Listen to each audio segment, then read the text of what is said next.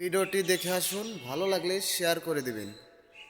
এটি সেই সময়ের ঘটনা যখন হযরত নূহ আলাইহিস সালাম আল্লাহর আদেশে শক্তিশালী কাঠ দিয়ে একটি বিশাল নৌকা নির্মাণ শুরু করেছিলেন। সেই জাতির নেতারা তাকে উপহাস করে বলতো, এখানে পান করার মতো পর্যাপ্ত পানিও নেই, আর এই ব্যক্তি শুষ্ক জমিতে নৌকা বানানোর স্বপ্ন দেখছেন। নৌকাটি ছিল অত্যন্ত বিশাল। এর দৈর্ঘ্য ছিল প্রায় ৩০০ ফুট এবং প্রস্থ ছিল ৫০ ফুট। নৌকাটির মোট ৩টি স্তর ছিল, প্রতিটি স্তরের উচ্চতা ছিল ১০ ফুট। অবশেষে যখন আল্লাহর নির্ধারিত সময়ে এসে গেল এবং শুষ্ক ভূমি থেকে পানি উঠতে শুরু করল, তখন হযরত নূহ আলাইহিস সালাম প্রথম স্তরে নৌকায় সব ধরনের প্রাণী এক জোড়া করে ওঠাতে লাগলেন। দ্বিতীয় স্তরে তিনি তার পরিবার এবং সেই সব মানুষদের ওঠালেন যারা তার ওপর ঈমান এনেছিল। আর তৃতীয় স্তরে তিনি পাখিদের স্থান দিলেন। নৌকাটি পাহাড়ের মতো বিশাল ঢেউয়ের মাঝে ভেসে চলছিল। ঠিক সেই সময় হযরত নূহ আলাইহিস সালাম তার পুত্র ইয়ামকে ডেকে বললেন, হে আমার পুত্র, আমাদের সঙ্গে নৌকায় চলো